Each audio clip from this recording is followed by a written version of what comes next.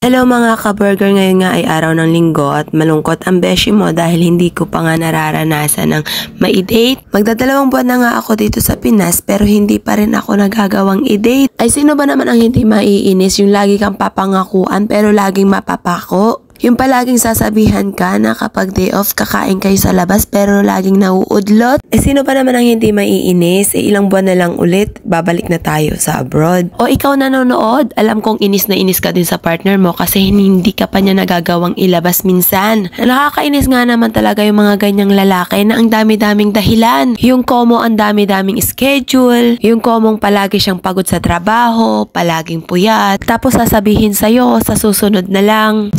Sa susunod na lang kasi kulang tayo sa budget. Nakakainis din talaga yung mga lalaki mas pinapriority nila yung iba kaysa sa'yo na imbes na samahan ka sa buong maghapon sa bahay at tulungan ka sa gawaing bahay ay inuuna pang pumunta sa kapitbahay doon kay kumpare para makipagtagay.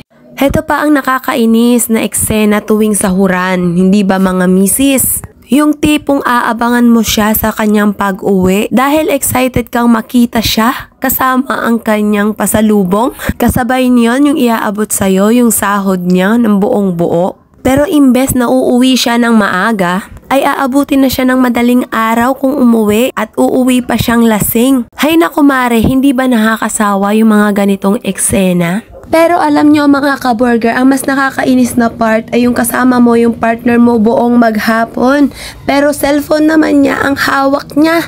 Yung tipong magkasama kayo pero hindi kayo nakakapag-usap. O diba, andyan nga siya pero wala naman siyang paki sa'yo. Ni mag-usap, hindi nyo magawa. Ni kahit sa pagkain ay hindi kayo magkasabay. Dahil nga puro cellphone at ML ang inaatupag niya. Hay naku mare, kung ganyan ang magiging asawa mo, ay mabuti pang ibalik mo na lang siya sa kanyang mga magulang. At meron pang nakakainis, yung tipong nag-day off siya para makasama ka. Pero pagdating ng day off niya, imbes na lumabas kayo, kumain kayo sa labas, mag-date kayo, kasama yung buong pamilya, nagtatrabaho pa. Sasabihin sa'yo, saka na lang kasi marami pa akong kailangang tapusin dito. Yung iba may mga paperworks pang kailangang tapusin dahil nga kailangan matapos na at magagalit ang kanilang boss pag hindi ito natapos. Hay nako, nag-day off ka pa kung kailangan mo rin lang naman magtrabaho. At ito pa ang nakakainis sa parte ng buhay na mag-asawa. Yung pupunta yung partner mo doon sa kanyang kaibigan, sa kanyang katropa, sa kanyang katrabaho, kay kumpare, kay aga-aga makikipag-usap kahit hindi pa nagkakape. Maya-maya mag-aambagan, pupunta sa tindahan, bibili ng alak at pulutan.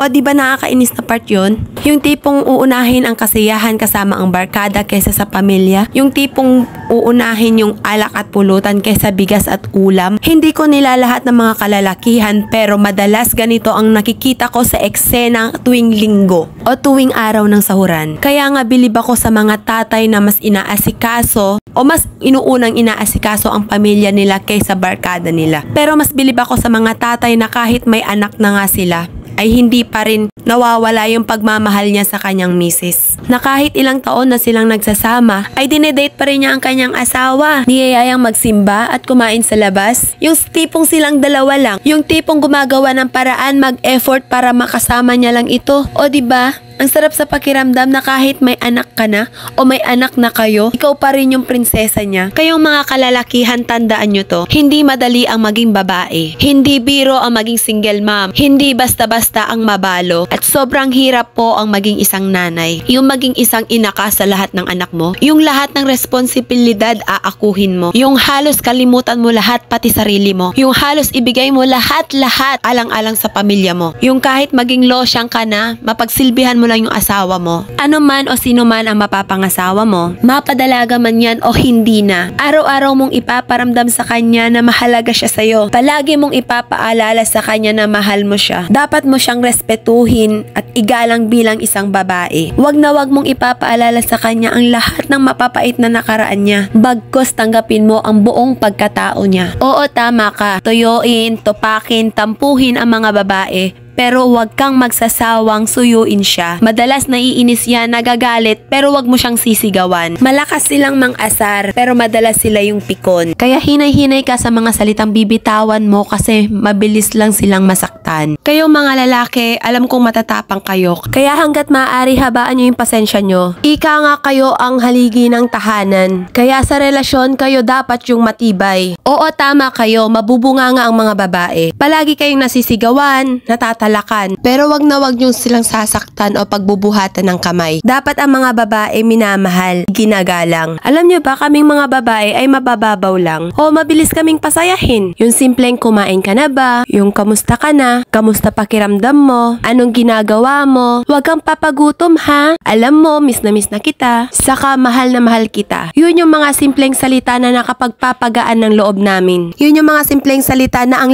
laki ng impact sa amin. Yung tipong kahit pagod na kami sa buong maghapon, yung tipong ang bigat-bigat na ng problema namin, pero sa simpleng salita na yon, parang bawi na. Okay na kami. Maraming paraan ng pagpapakita ng pagmamahal mo sa partner mo. Yung bago ka pumasok sa trabaho at pagdating mo ng bahay galing trabaho, hahalik ka sa kanyang noo. Pagpapakita yun ng respeto. Yung uuwi ka ng tama sa oras tapos iaabot mo yung pasalubong mo sa kanya, yung gustong gusto niya. Yung pag day off mo, paggising mo ng umaga, pagtitimpla mo siya ng kape. Yung imbes na humilata ka buong maghapon, hawakan mo yung cellphone mo, mag-ML ka, makipag-usap ka sa mga barkada mo. Bakit hindi ka magluto? Ipagluto mo siya ng paborito niyang ulam. O di naman minsan, tulungan mo siya sa mga gawaing bahay. O kaya naman minsan samahan mo siyang mag-grocery, mamili ng mga kailangan nyo sa kusina para nalalaman mo rin kung ano yung kulang at para malaman mo kung gaano kahirap maging wais na misis. O diba ang hirap mag-budget? Kaya wag kang magalit sa misis mo kung walang natitira sa mga sahod mo. Sa mahal ba naman ang mga bilihin ngayon? At sa liit ng sinasahod mo, tapos idadagdag mo pa yung bisyo mo? Hay nako, wag kang magtataka kung mabunga nga talaga ang misis mo. O siya, sige na, itutuloy ko na tong vlog na to. Baka kung saan pa mapadpad tong usapan na to eh. Dahil nga konti lang yung oras namin kasi nga may pasok pa siya mamaya. Sumaglit lang kami dito sa SM North EDSA. Hindi para mag-shopping. Dahil nga sa init ng panahon ay nagpalamig lang kami dito sa loob. Naglakad-lakad lang. Tapos alam mo na, nagtingin-tingin lang. Yung kahit pagod at problemado ka, tapos ganito yung bubungad sa'yo. O diba, nakakawala ng stress? Yung kahit wala kayong binibiling mamahaling bagay, yung ganito lang, palakad-lakad lang kayo, nagkwekwentuhan kayo, diba, nagkakakilala pa rin kayo. Tapos magka-holding hands, magkakbay. Sa simpleng ganito, mas lalong titibay yung relasyon na meron kayo. Yung sa paglalakad-lakad nga namin, hindi na nga pala namin namalayan na nalibot na pala namin yung buong SM North EDSA. Sa mga oras na to, wala kaming hinangad kundi magsaya. Kakalimutan muna namin yung mga problemang meron kami. Pero may mga bagay na hindi talaga namin maiiwasan, ang magutom. Kaya naman bumili muna kami ng shawarma shack para habang naglalakad at nagkwekwentuhan, may laman yung tiyan namin. Pero habang nauubos na nga yung oras namin, napag-isipan na po naming magpahinga at kumain sa paborito naming tambayan na Mang Inasal. Syempre dahil pagod na ang ating mga paa sa paglalakad at gutom na rin ang ating tiyan, kailangan na rin po nating kumain. At yun nga, hanggang dito na lamang po mga kaburger ang ating vlog at salamat po sa patuloy na pagsusuporta. Bye-bye!